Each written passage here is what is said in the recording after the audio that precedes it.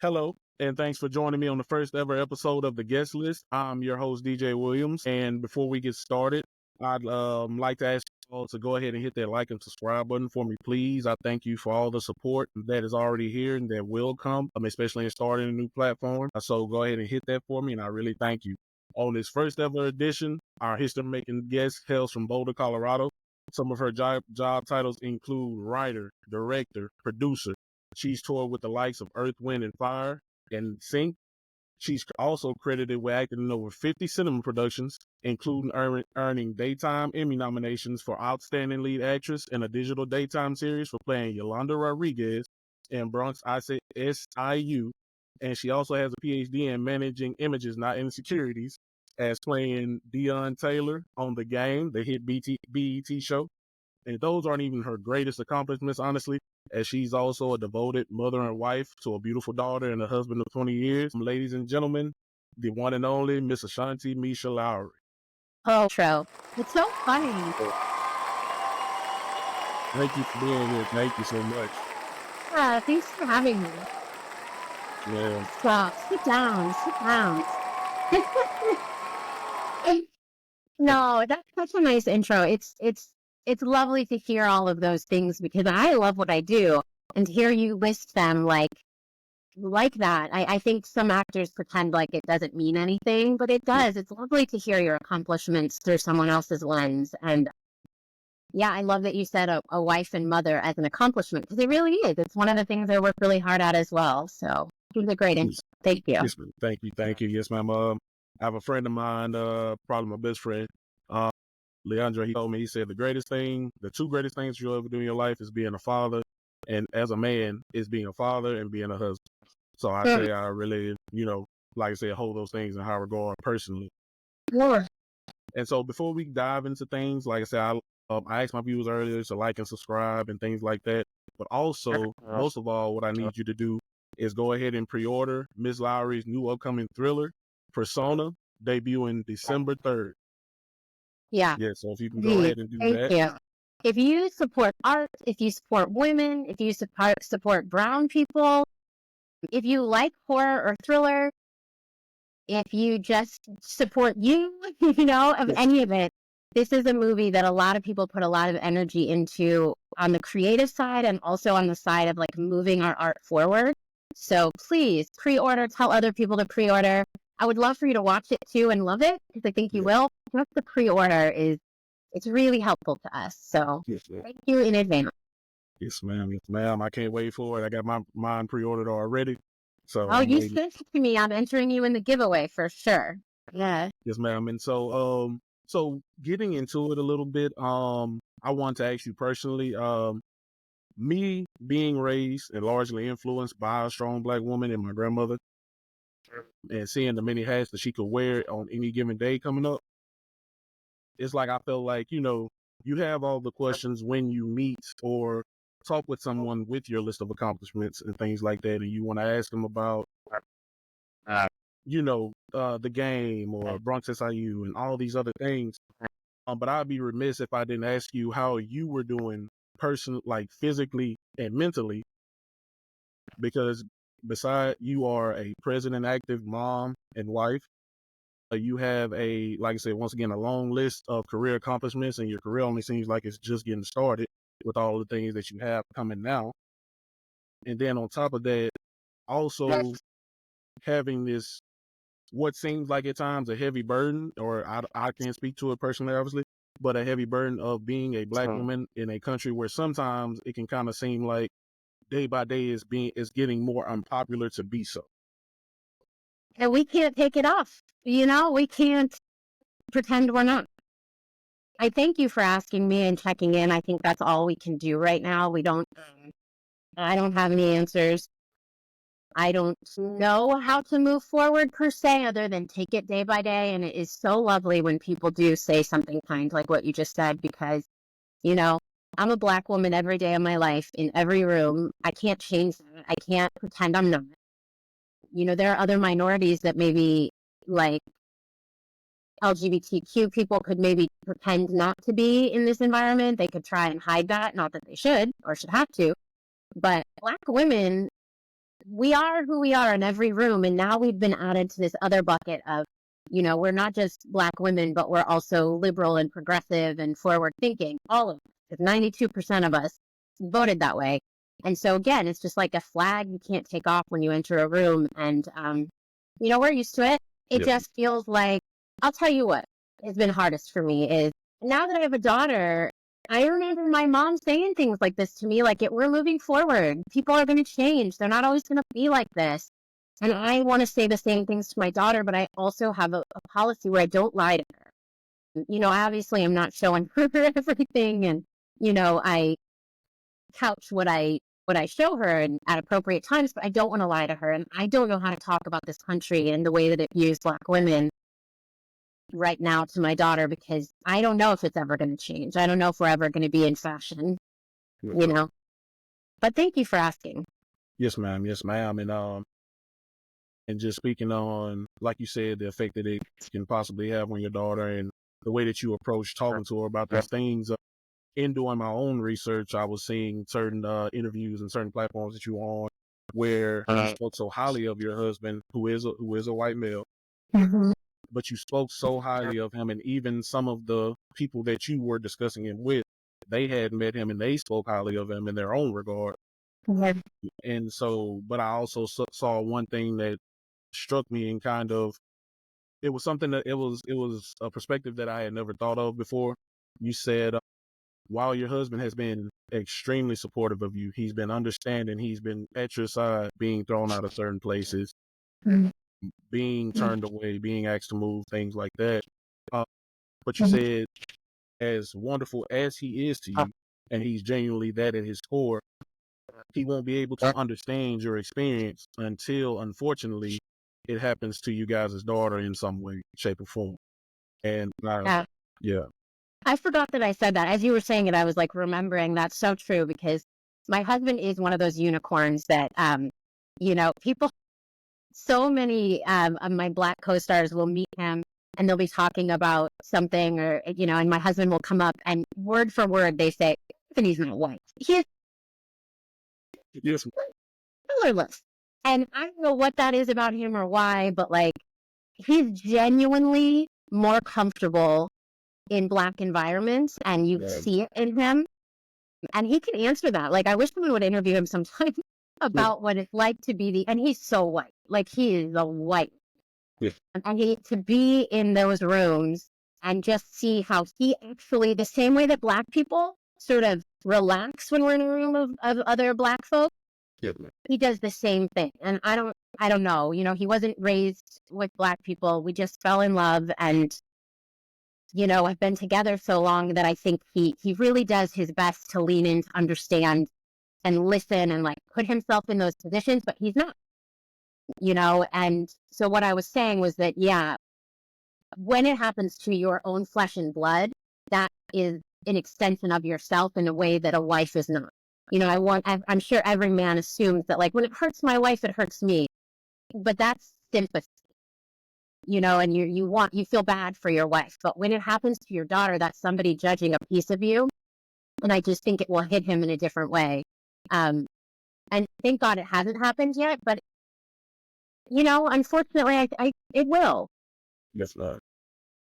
But every child is going to go through a tribulation. And so I try not to put that on my daughter like it's some big, heavy burden, because she has so many gifts and things that are going to be wonderful that only she has. So that's one of the maybe things that might be a little bit of a burden at times for her, but she's going to sail through it. Yes, ma'am. Yeah. Yes, ma'am. That's awesome. That's all. And just speaking on that, so growing up in Boulder, Colorado, I saw where you said it was basically at your high school, you and your brother were kind of the only Black people around. Can you kind of just speak to the things that you experienced and went through? Yeah. My Black experience is, as everyone's is really, is very unique, because I grew up being really ashamed and confused about my Blackness, because I was the only one that I knew. My dad wasn't in the picture, so I couldn't relate to that and his family. My dad is Black and my mom is white. And we lived in a very white place, no other Black people, no other really people of any color. my brother and I were always made fun of and ostracized. We were also really poor. And so there was another added element of living in a really affluent area and being just other in every way. And so I really put that on my blackness that I was just, I don't think I realized it, but I was just so ashamed and didn't understand. And then I moved to LA at a very young age to pursue acting and dancing and the arts. And my blackness was the thing that was special about me. And it was magnificent. You know, I would walk into a room and people would be like, wow, you look different. You know, what's that? What is that flavor? I love it. And I was like, me? What do you mean? You like this? And so it was this really weird, like half of my life, I was terrified of Black people and terrified to be talked about as Black. And any time anyone said that, it was like, oh no, we had crosses burned on our lawn. I'm talking like we were in a very, very unsafe area to be Black. Then I moved to LA where if I wanted to work, I had to embrace my Blackness because every time somebody saw me, that's what they saw first. And so they wanted to see that character done in a Black way. And so my journey of accepting who I am, of my Blackness, was just, it was crazy. And then I booked the game, which was really the biggest thing because I was surrounded by incredible Black people, women in particular, though, that like owned their Blackness, that their Blackness and their culture and their heritage and their conviction in the community and all of that was like the best part about them. And I was so envious. And I just wanted to be a part of it. And they, you know, the Black community is so accepting and wonderful, and they brought me in, and I think maybe that's part of my husband's journey as well. Is he was on that journey with me, and so they brought us in.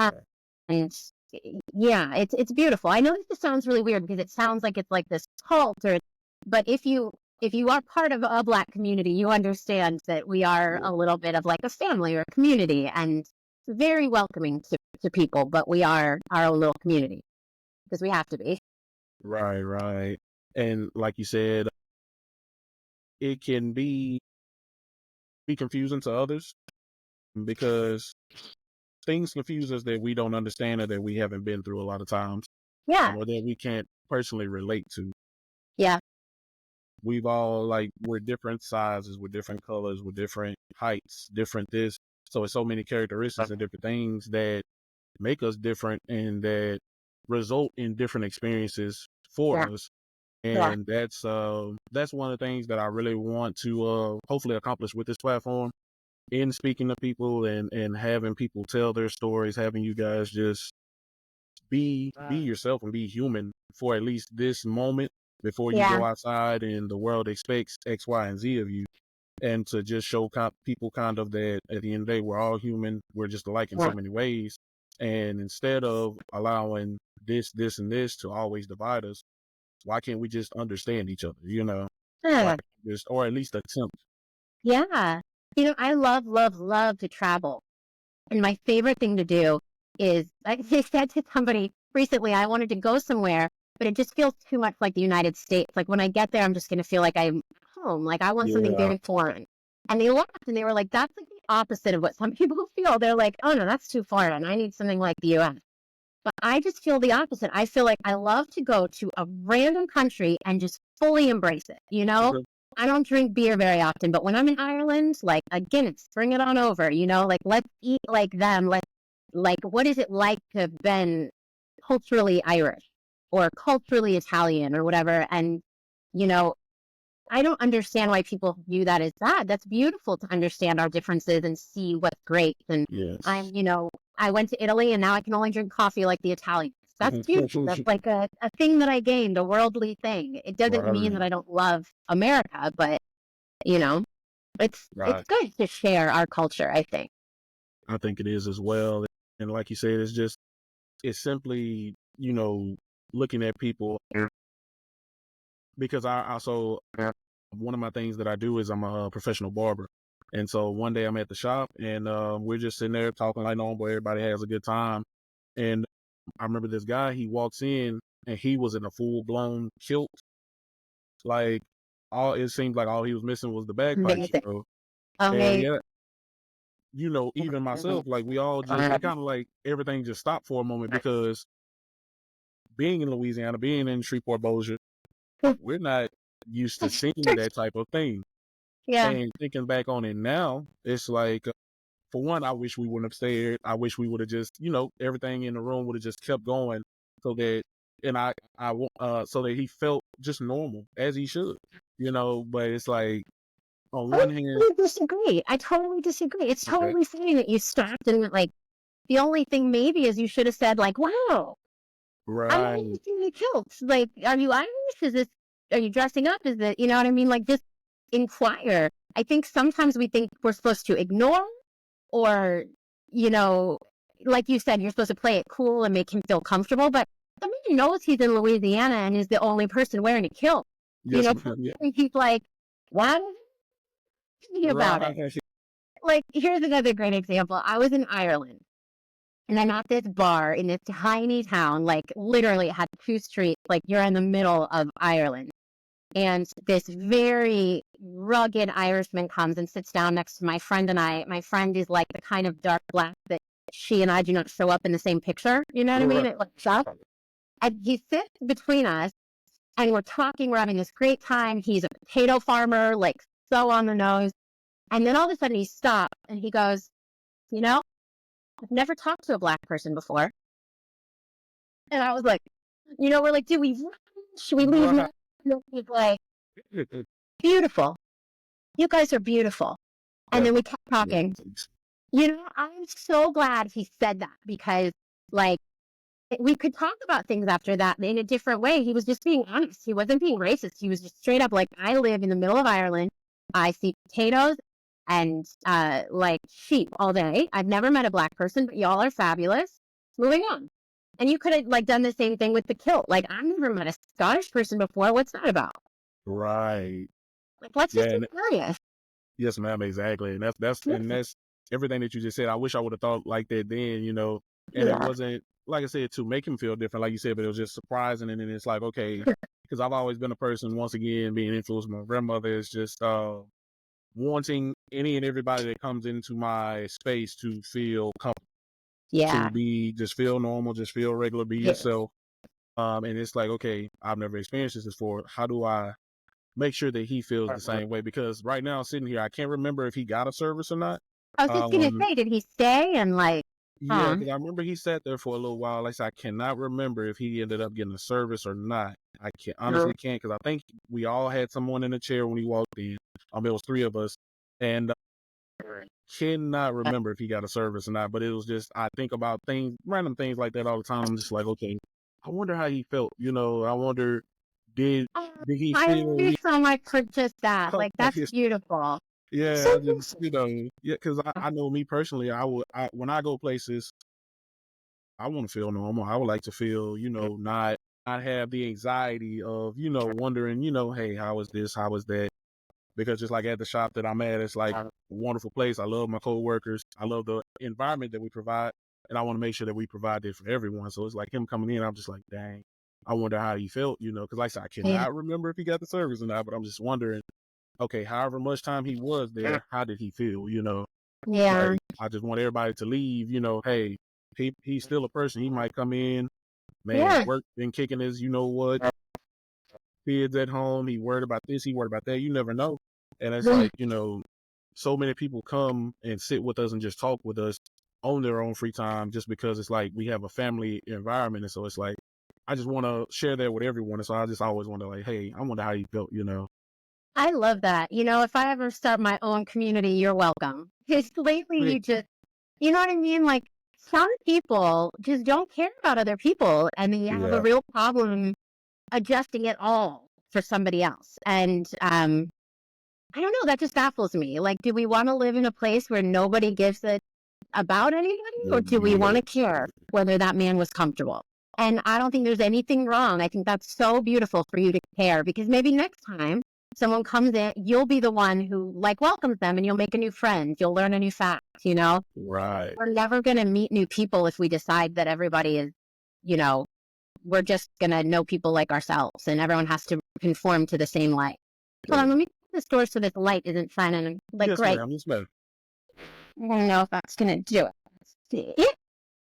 Yes, ma'am. So yep. With that being said, so like you said, just going through your high school experience. So I want to kind of throw a name out there, and I just want you to kind of react organically. Okay. Little Bunny Foo Foo. Mike. Wow. Wow. Me and little bunny Fufu. Yeah. Right. Okay. So for those of you who are not a deep dive into my past, it was technically my first job as an Yep. entertainer. My mom was a river guide in the summers. She was a teacher. So she had her summers off and she would guide people down river trips. As money, but she made very little of it. But also as like a vacation for us because she was allowed to bring me if I behaved and I also helped, you know? And so the idea was to be cute and charming as this little 10-year-old who could row a boat and, pack a boat in a duffel bag. And one day I was just trying to entertain people because I'm an entertainer. And I was singing Little Bunny Fufu with all of the hand signals, which I don't know anymore. And this man paid me $1. And I was like, Okay. okay. And All right then. everybody from Little Bunny Fufu, like on repeat for like 7 days. And I ended up making more in tips than my mom was made to do the trip. So Little Bunny Fufu, I don't want Well, to see you. That's hilarious. What a that deep is dive. that is awesome. That is awesome, man. But like I said, just even having that mindset at that age to take it and make it your own thing, because the average kid, like you said, they go on something like that. They just, hey, I'm trying to find out, like, what's my thing out here? Can I play? Yeah. Can I this? Can I that? And for you to be sitting where you are today and to have that experience when you were young, you already knew, like, hey, this is what I want to do. I don't know what Yeah, that looks like right now, but I'm in this moment and this works for me. This is what I'm gonna do. totally. And I realize you're so right because I've never really thought about it like that until I said it as my first entertaining job. But I think it technically was because I did get paid really well. And I also remember making people really happy and it felt really good. Like, not that people were not happy, but when this little girl comes along and does this silly thing, everyone like kind of laughed together and the whole energy of the space is lifted and it felt really good. And I do think that that's a bit of what I'm attracted to in filmmaking is doing something together and having that energy and finding that lift together. Yes, ma'am. Yeah, and that's awesome. I was thinking about it earlier. I was talking to a friend, and I was thinking about it yesterday as well. Just thinking about this interview and okay, how do I want to do it? This, that, and the third. And I was just like, I said it's crazy because up until like the last year or so, if you ask someone about me, I would have never probably been described as a quote unquote creative or something like that because it was just never something that I, just pursued. I have my things that I like to do, hobbies and things, but just doing things like this, you would have never thought because I was always like a quieter person. I have my friends, my family, I'm always around the same people if I'm around someone. And I was just sitting here thinking, I was like, man, I have all these ideas just out of nowhere in the last year, just forming, just coming. I think about, okay, this, and this. And then the next thing you know, it's evolving into something else. And I'm just like, oh, man, So a lot of things I like to do by myself because I'm like telling people, I'm like, okay, I might tell you I want this, but, in the next few minutes, I see something or something just pops in my head or maybe a week later or whatever. And so I say all that to say it's like I can begin to, I guess, understand or kind of see what it's like for someone such as yourself being so great in taking the creative space all around, just ideas. I know that early on you loved and you still love to this day, dance. Yeah. And it's so funny that you're saying that because you're right. Like, I just love to create anything. Like you're saying, like the ideas aren't necessarily acting or dance or music. They're just this creative idea. And then, if I was a painter, maybe I would fulfill them with painting. I do paint a little, but I'm not very good. So I can't make that idea come to life. I'm a better dancer. I'm a better singer. I'm a better actor. I can make that dream come to life, a producer. But I just love art. Like you said, I have an idea and it is so addicting to have it come to life, to create something. And I've been addicted to that since I was a kid. I so clearly remember in shop class, we could make something, and I made this doll, and we spent like the entire semester doing it. So it was like, you know, it's supposed to be really amazing. And I remember at the end being, if I was being honest, like slightly disappointed because she looked like, you know, but I also couldn't stop staring at her because I was like, I created this. I made that. And I know she looks weird, but I love her. Right. I think that's art, like anything. I think that's why you make a painting and it's like maybe okay, but you kind of are like, I think this now because you got that idea off your soul, you know? I'm glad you're doing all of this. Do all of it. Create it. Yes, man. Thank you.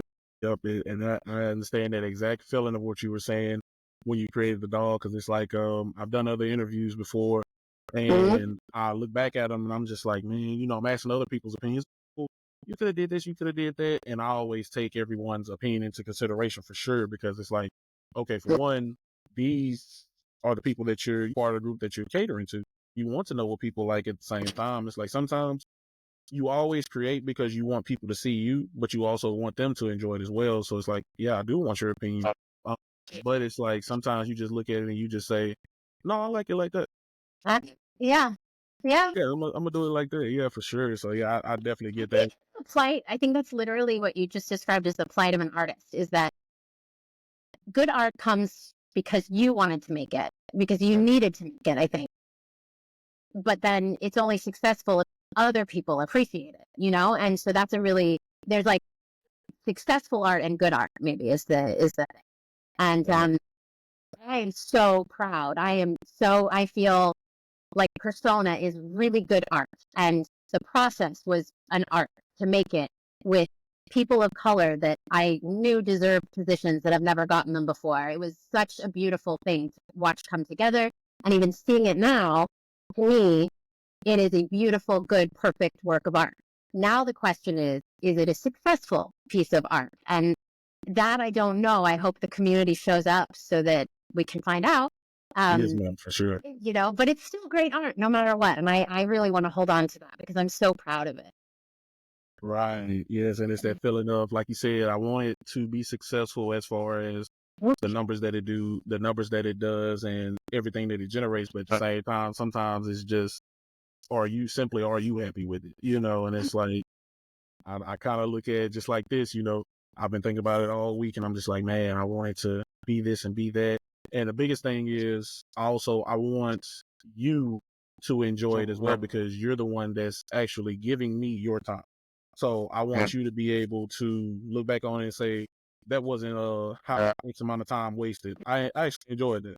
You know, and it's like, and that's a big thing for me. And it's like, I sat and thought, I said, well, that's just what it has to be about, you know, and it kind of took a lot of weight off, because it was just like, I have to, whoever gets on this platform with me, I want you guys to be the number one focus, and I want you to enjoy it, because I feel like if you enjoy it, I enjoy it.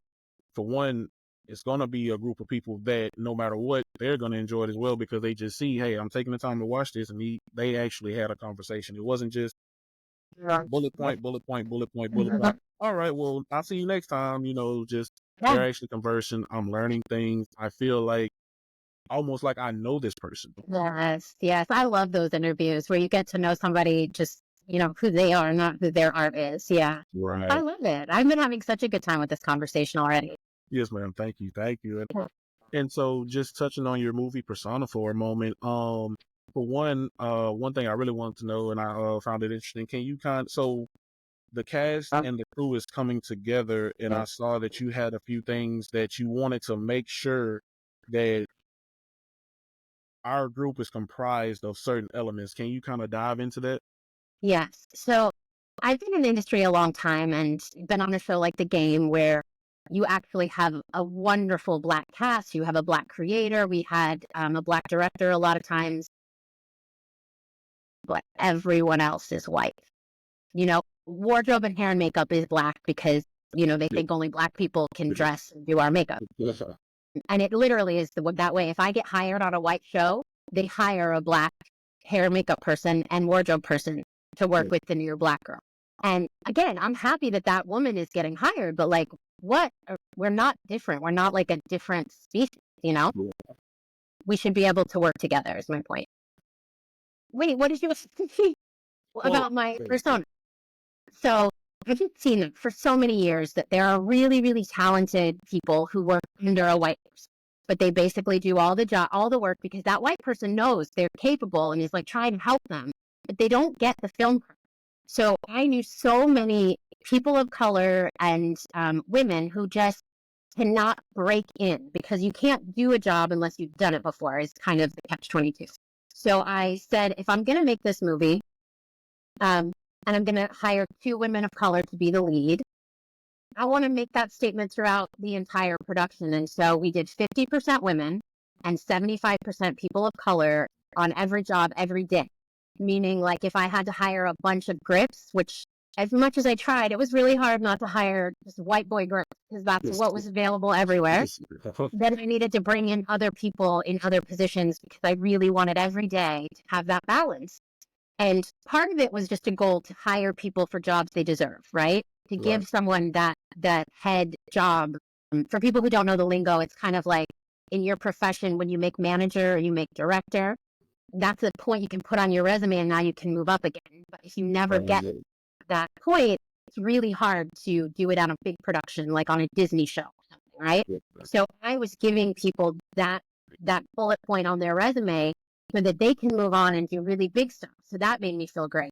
But the unintended amazing consequence was also that when you have a balance of women and people of color and opinions, that inclusivity is going to create different art. You know what I mean? If you have more women on camera, if you have a person of color lighting another person of color, 2 people of color, like, things are going to be different. And then the vibe of the set is different. And both of those things were phenomenal on our set. Like, just the vibe, the way that we talked to each other. There wasn't one raised voice ever. We were running on this much money with this much time, and everybody was happy. Everybody was chill. We didn't do 1 minute of overtime. We got done on time, because we had to, but nobody was fussing with each other. And I think that has to do with the dynamic of who I hired. So again, the movie's so good. We're so good that we got picked up by this big distributor to launch a Halloween pre-sale. But at the same time, don't buy the movie because of that. Buy it because of all the different people that are getting a really great opportunity that you're supporting, and the great movie is just a side note. At least that's how I am. I'm supporting them. That's what we do. We support other people. That's the way it should be. I've always been a big proponent of that. So another thing that I do is I'm a chef, and so the restaurant that I work at, I was the head chef until I stepped down a couple months ago. But whenever I would interview people, I get into this long-winded, hey, this. But one thing I always made sure to mention to them is that, hey, my biggest thing is you being part of us because we work together. It's not you guys work together and I'm over you or whatever the case may be. We work together. I want you to be somewhere that you're comfortable, hopefully, or as comfortable as you can be. And I just want everybody to come here and, hey, everybody doesn't want to work every day.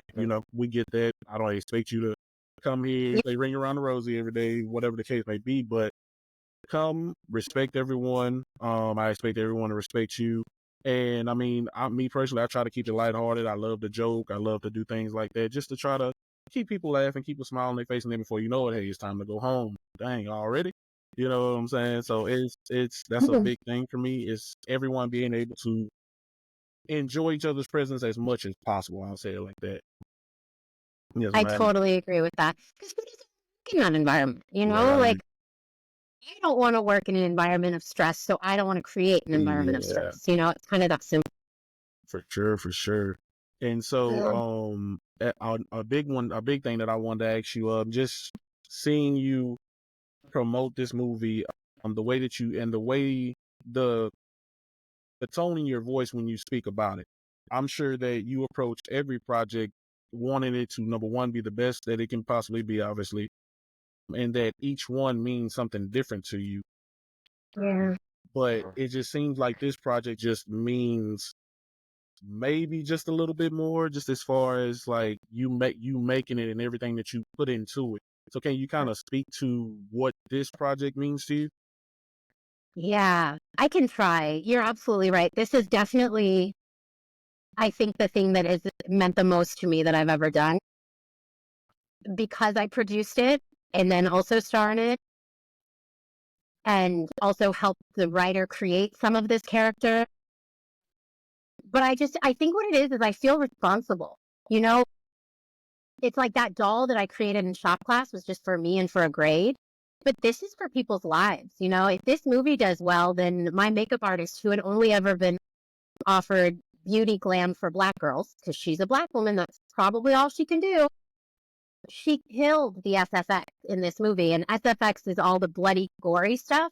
Yeah. Um, and we don't have CGI money. We don't have VFX money.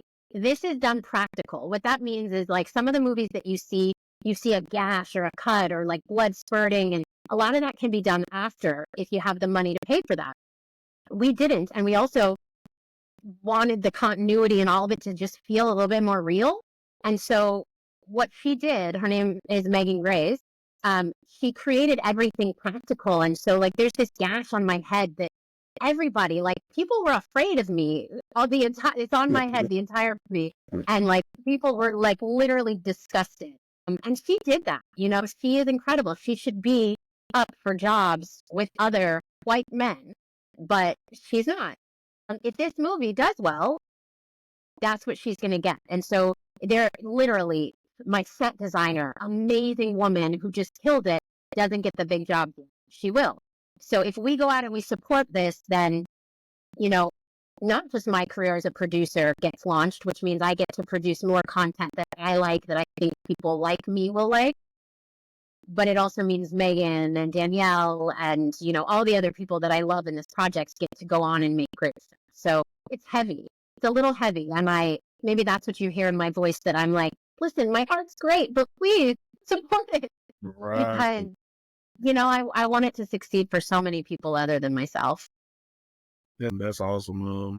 I always try to tell the people that I work with, you know, you have to be here X amount of time in a day. Get the most out of it. You know, get the most out of it, because you never know where their next opportunity is going to come from and what it'll be. So you'll be as prepared for it as possible. You know, I try to tell them, hey, don't get caught in the monotony of it. Hey, I come here every day and I do the same thing or whatever. You know, just come and get the most out of it, and just keep building and building and building, because you never know. You might be one of those professional chefs one day. You might be this and that in the industry that you never thought that you wanted to be a part of, or that you never cared. And so I was just like, Now that I know you're a chef, maybe you're going to have to come out and cater my next project. That was another really big thing. I wanted really good food, but I wanted healthy food for my set. I wanted our set to also be better for the environment, to leave less of an imprint. You know, I had like all these big goals that people said were pretty silly, but I don't think it's silly to dream and to take action, because if I don't, then who will? Yeah. So yeah, I love that. I'm going to dream about you working on our set one day. Thank you. You have to manifest life, by the way. And what you were saying is, you said that if you get up and you have a monotony of a day and you just do the same thing over and over, that's the energy you're sending into the world. Same thing. Keep going. You know, everything is just fine. Instead, we have to manifest the day the way that we want to do it.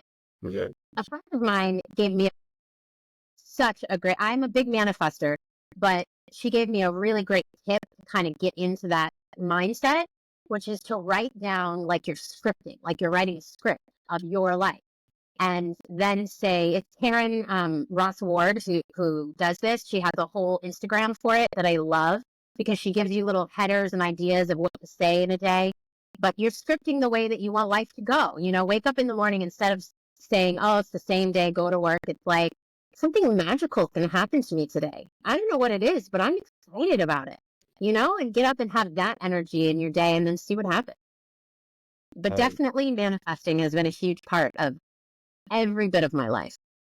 Right, exactly. That's something that I've been working on as well, because like I said, once again, it's like, you know, I've always been a big proponent personally, as I grow personal confidence and things like that, asking, well, hey, what do you think about this? Or what do you think about that? And stuff like that.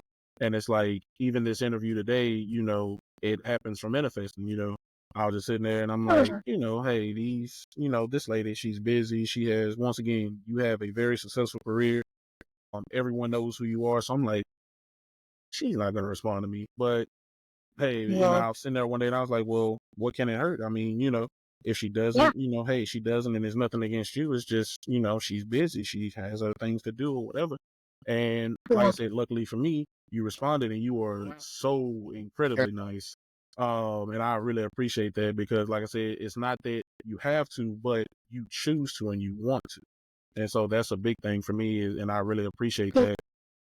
And it's like, but like you said, it's just putting that into the world because you never know what can happen. Like I said, even 2 years ago, or whatever the case may be, I never saw myself doing things like this. I was like, hey, I'm gonna get a good job, yada. I'm in the shop or I'm doing this at the restaurant or whatever. And then these things just start growing. And it's like, well, how do I get into this? Where do I go from here? And here I am today sitting with you. So, but like I said, that doesn't happen if, like you said, you don't manifest and you don't put that effort into it. So for sure. Yes, ma'am. Exactly. Nothing is going to happen if you don't believe, Yeah.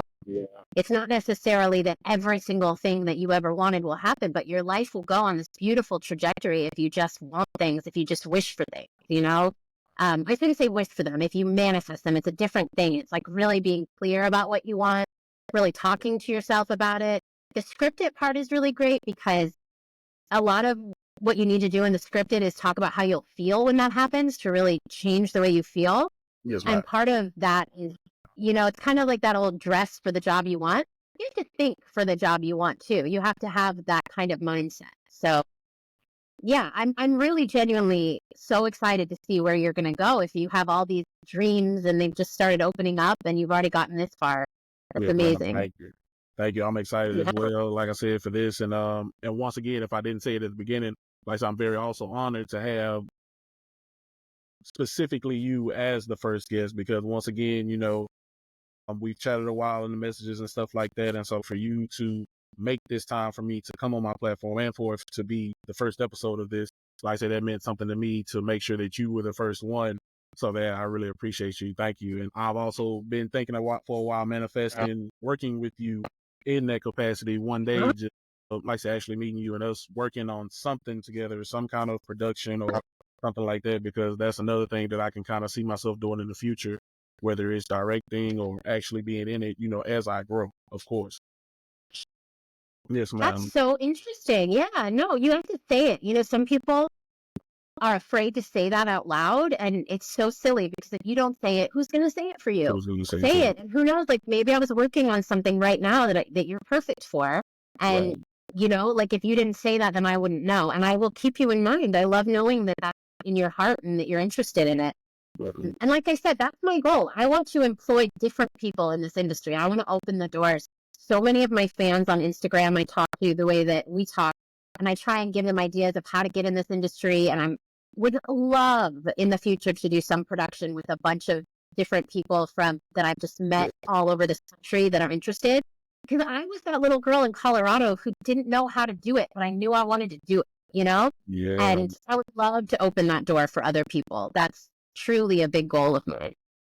Yes, ma'am. Thank you. Thank you. And with you saying that, like I said, I have a sports podcast and I'm a big Dallas Cowboy fan. And so I was able to have my first former Dallas Cowboy on there. And that's one of the things that we spoke of is you guys taking the time to come on my platform. As far as Shreveport Bossier, compared to most of the rest of the country, we're relatively small, unknown. And so whether it's an athlete, an actor, a dancer, a singer, whatever is your thing that you aspire to be and that's in your heart to be, that's another thing that I want to accomplish with these conversations is showing people that, hey, a guy that you may consider regular and myself, I'm sitting here talking with Miss Shanti Lowry. We watched her on TV in one way or in one role or another. And it's like, well, why is she talking to him? And it's like, I'm just showing you that it's possible. And if this is possible, how much farther can I take it? How much farther can you take it? So that's a big thing as well, is just being able to hopefully motivate, especially the youth, and give them something to look forward to, being from a smaller place like this where maybe you don't see the prosperity, the success for the things that you want to do. But I want to let you know that it's possible, you know. Yeah. Yeah. You're opening the door. I think that's what good media and entertainment does. You know, it pulls the curtain back. That's what I try to do with my Instagram. I try and take people behind the scenes a lot and like just show people what it really is. So if you do want to do this, know what the job actually is and then go for it, because we're not special. You know, I was a regular little girl with no connection to the industry. It's taken a long time, and it hasn't always been what you would call easy, but it's very fulfilling because I love what I do. But that whole good art versus successful art is always a question. And I am just really proud. I've been able to make a lot of things that I consider good art and not had to worry too much about the success. With Persona, I'm a producer, so it's my first time having to care about the successful art side.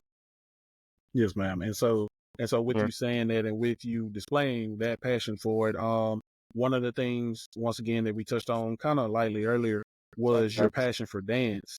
And when you were younger, led to you at graduating at 16 and at 17 moving to LA. You end up touring with groups like Earth, Wind and Fire, and some things like that. And so can you kind of speak to where that passion for dance and maybe even for entertainment, I know we touched on earlier, but for dance in particular, like kind of when it started and kind of how it grew, it led to those things?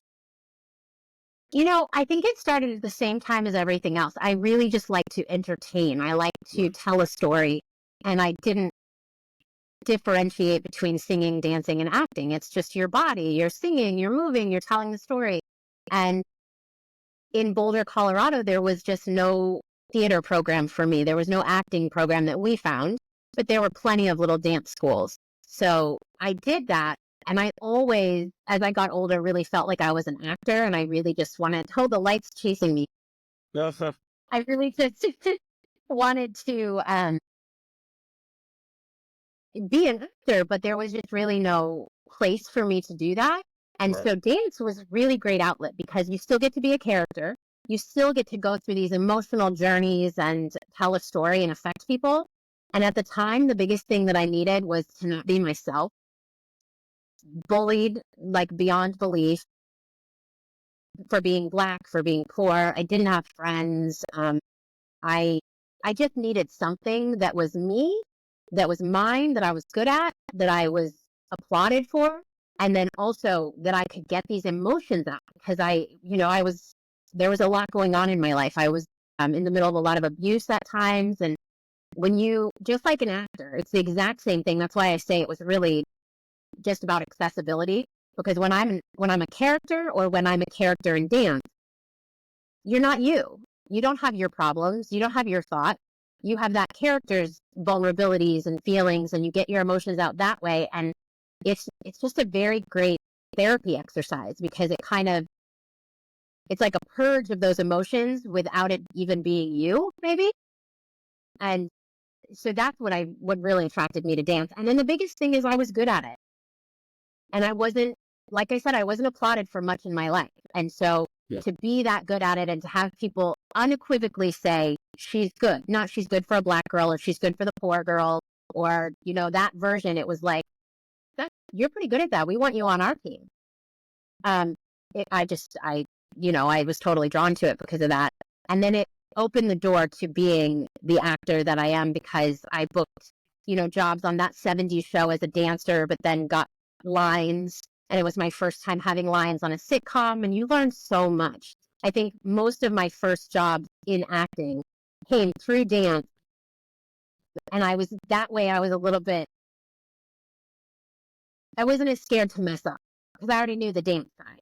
And you just throw in a couple of lines, and then I learned so much about standing where you need to stand, about lighting, about all the technical side, without too much pressure, because they were like little tiny jobs. So when I had the opportunity to just be an actor on the game, even though it was my first, I think, just acting job, I was ready. Actually, I don't think it was my first, but it was my first big, like, Yes, recurring thing. And I felt more ready because of my dance experience, honestly. right. And it's I was laughing a bit because I was on your website earlier watching some of your reels, and I saw that 70 show, and she opens the door. You're like, Mackenzie, you bleed, Congo, and she hops the balcony, and you don't want to run, you don't want to do that, and you just hop the balcony behind her, and the way that you like hopped it, it was like realistically you would have just landed on top of her with an elbow or something. I was laughing. That was hilarious to me. Yeah. I Yeah. had to watch that one back a I few think that's times. 2.5 Men, actually. I think that's 2.5 Men. I'm sorry, Because yeah, 2.5 everybody men. jumps the balcony. Yeah. I'm thinking You Ashton know, a Kutcher. funny thing? It's so funny you brought that up because that's probably one of the biggest reasons why I produced and why I produced Persona the way that I did. So I did a 2.5 Men when Ashton Kutcher was on it, and that kind of show shoots all week. Even though you'll notice I'm only in like 3 small scenes, it seems like it'd be really easy. The way that Hollywood works, a show like that has an audience, you shoot all week long together, or you work all week long together, and you just shoot everything live in front of the audience on Friday. Okay. So on Wednesday, all of the executives from the network and the studio, so I don't remember, it's probably CBS and Warner Brothers, maybe, were the two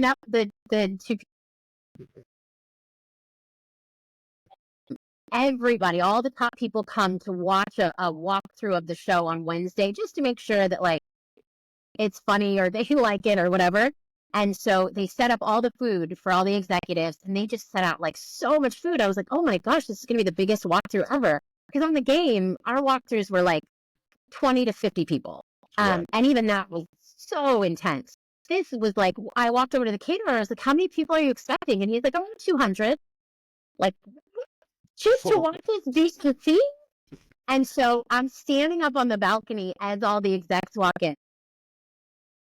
199 white men in suits walked in, and one black man wearing a full bright purple Sean John, and he was swag walking and high five to everybody. And I was like, who's he? And they go, oh, he's the black consultant on the show. And everyone else is white. And I was like, what is a black consultant and why is he it? Because you're not typically black. Like, please don't consult him like this. Right. But that's literally his job, is just to like make sure like you're given the cool black vibe. So that's why I'm sure that man is not even like that. I'm sure he was like doing it up because that's what those white executives expected from their black consultants, right? That he wears Sean John head to toe. And Right. that was so crazy to see that you know better than me, but I feel like that was in the 2015s, that like even then, no executives, no people of note. I know this isn't a black show, but like, where are the brown people? Where are the women? Like, so when we saw that in such stark contrast, because I was above everybody and just like watching people walk in, I just thought somebody has to do something about this. Somebody has to change it, and that's really, I think, probably where the little seed for Persona's mandate came from. And that's awesome. And it's experiences like that are things that stick with you. I mean, that's another reason why I said once again for these conversations is I'll act into an athlete simply, people see what you do on the field, on the court, things like that, but they're not thinking about the work that you put in behind the scenes or how you feel about it. They just think, hey, you come out there, you perform. It's either you perform well or you perform bad, and that's it. And I think about all that goes into it and how you feel, like I said, once again, as a person. It's like, yes, I'm part of this production. I'm going to perform my role to the best of my ability. But I see things like that behind the scenes and it bothers me, or it leaves a, depending on what it is, positive or negative imprint on my mind. And it's like, okay, I promise myself if I'm ever in a position or, like you say, speaking into existence, when I'm in a position, I'm going to do something. I love that. I really hope that you do, because if it's not you, it's not going to be anybody. I think that I was for a long time waiting for someone else to do it, and I talk about it a lot. And after doing it, I got almost no applause. Nobody's out there going, "Oh, so really did it! Congratulations!" Like, I still have to push it across the finish line. And so, it's going to take more people doing that before it succeeds. And so it's going to take you and a bunch of other people, but we have to do our own part, Yes, man, for sure, for sure. And so once again, just referencing your movie Persona, can you Yeah. kind of take us from pre-production kind of to the point that you're at now, promoting, traveling, and things like that, with the release coming soon? What's that process like as far as just how much work goes into it, how much time is spent on set, how much time is spent behind the scenes? We start in, let's just say, January, and we end in whatever date, and then we have to do promoting and things like that.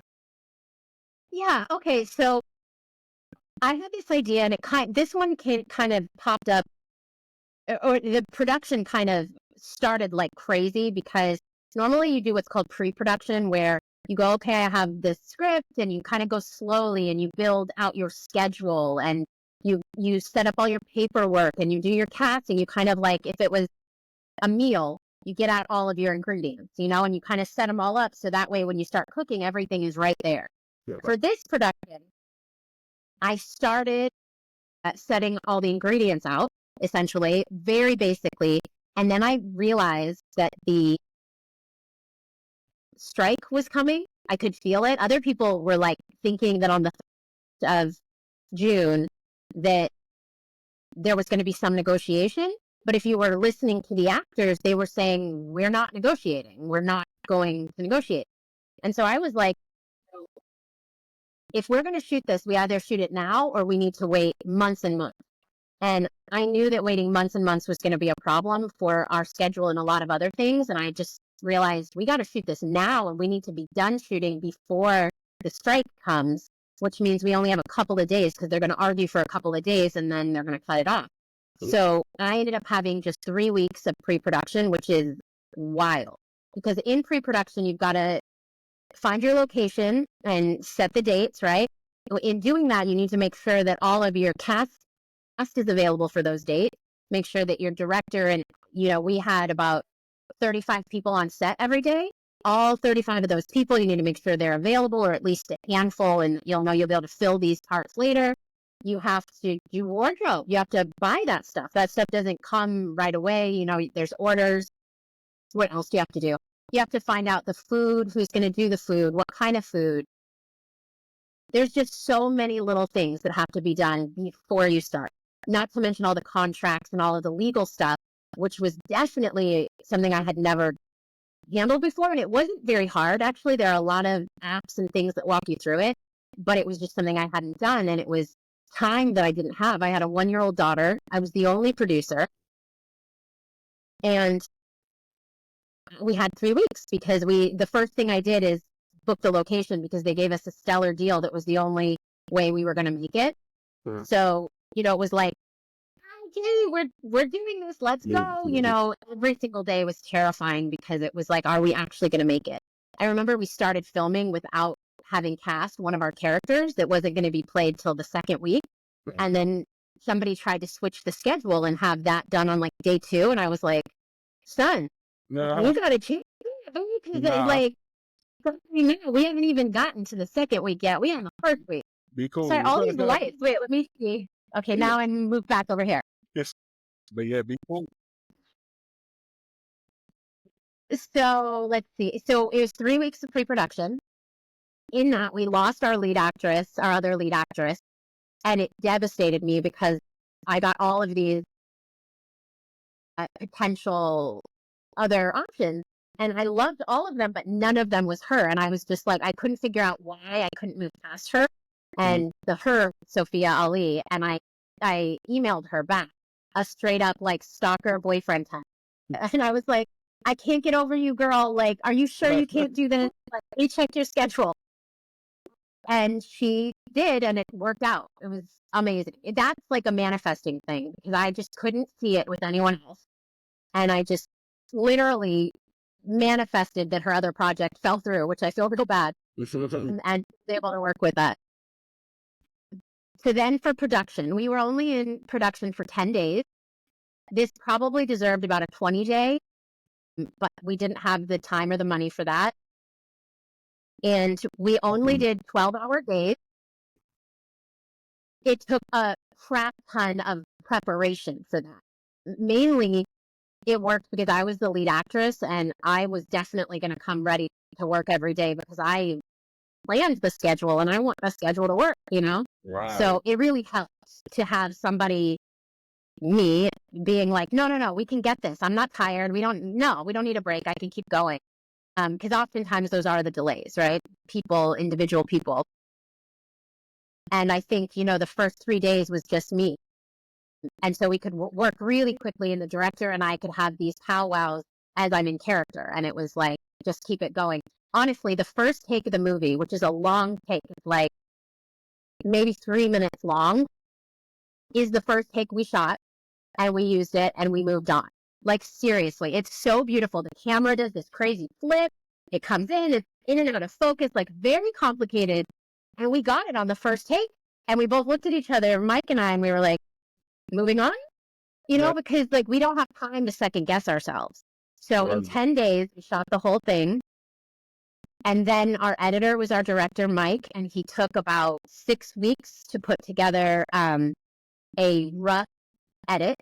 And I would pop in every couple of weeks to take a look at, another 20 minutes. And it was the smoothest process ever because he was our director and we shot ourselves into a corner, which in our lingo means if you only shoot it one way, that means you have to show it that way, right? A lot of times in our business, we do what's called coverage. You shoot it from many angles, and that way the director had an idea to show it from here, but you know what? Let's throw in this angle, and also this here looks really good. That takes time, right? That's just because you're just playing. You're like, I don't know how I want this scene to be covered. Let's just color it. We didn't have that time, so he and I shot ourselves into a corner in every scene. It was like, this is the angle. This is the shot. We don't need coverage. We don't need that. And that also made the editing process so fast. And luckily, he's an amazing editor and an amazing director. And all the corners we painted ourselves into were beautiful. It was perfect. It looks really good. And it also creates... What's that? No, I was just saying, it looks really, really good. It's beautiful. Mike is mainly a music video director until this point, which is why I hired him. Because the script is dirty and claustrophobic and gritty. And these actors, I didn't want to be pretty. I wanted to be the dirty thing that it is. I wanted it to feel real. But I also thought, who wants to sit and watch someone be disgusting and dirty and claustrophobic for an hour and a half? It will feel gross. So you need someone who knows how to shoot beauty, to make something that is gritty and gross still aesthetically beautiful. And Mike is phenomenal at that. And it just makes a really intriguing thing to be leaning in to the disgusting, but that's what it creates. It's beautiful, so you're leaning in. And yeah, so he edited for a little bit, and then after that comes soundtrack. He edited with what's called a temp track, because you can't quite edit a movie and get the feel if you don't have sound. Someday try it, and you'll realize it's not finished, right? So he had to edit it with a temp track that we don't own, and you can either try and go buy that, which we couldn't because it was from a different horror movie, or you can send that to your composer and say, like, this is the idea, and they create their own thing. We had an incredible composer who took that and elevated the entire movie so much. I was shocked because I thought Mike's score was like, how are we going to compete with this? And then our composer just made the movie even greater. But that took like a month. And then the biggest shock to me was all of what you call the deliverables. And what that means is, okay, now I have a movie, but I don't because it's online, right? Like, I don't have a movie. You don't get DVDs the way you used to. Yeah. You have these codes and you have links, and you have to find a way to get that to a distributor, to get that to Netflix, to get that to DirecTV. And all of the different platforms have different technical needs. So you have to become two things to do post-production. You have to be a bit of a lawyer, and you have to be a bit of a tech geek, because you have to know tech things that you should not have to know. And then you also have to get all of your legal stuff in order, meaning everything that appears on camera needs a signature.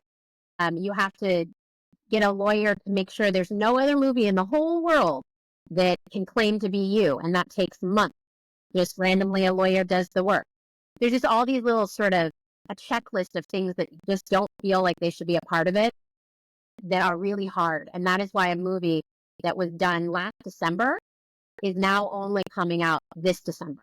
Because it's all, the movie was really like fully finito, I think in February, but it was good enough to send out and do all of this stuff much earlier. But there's just so much technical deliverable content and things that you have to do that I had to learn, honestly.